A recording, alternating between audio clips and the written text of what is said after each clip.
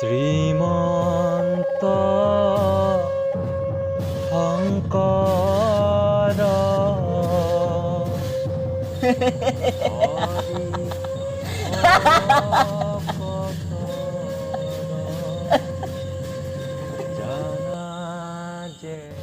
আজি নামঘৰত বৰ ডাঙৰকৈ সভা পাতিছে ৰাইজৰ মংগলৰ বাবে, মোৰ বাবে নহয়। কাৰণ মই পাগল। ৰাইজৰ মেলত ইতিমধ্যে সিদ্ধান্ত লোৱা হৈ গ'ল।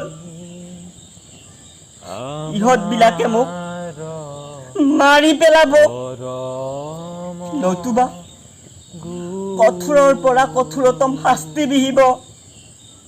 কাৰণ মই পাগল।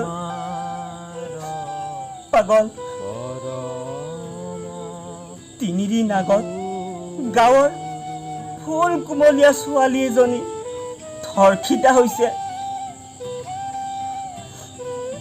সকলোৰে মাথো এটাই কথা, ছোৱালীজনীক হেনো মই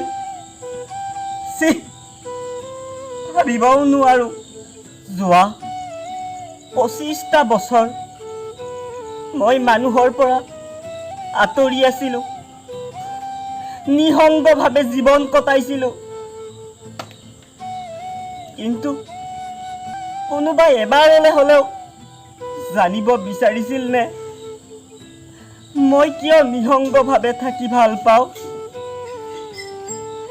নাই, কাৰো আহৰিয়েই নাই মোৰ কথা ভাবিবলৈ। কাৰণ মই পাগল।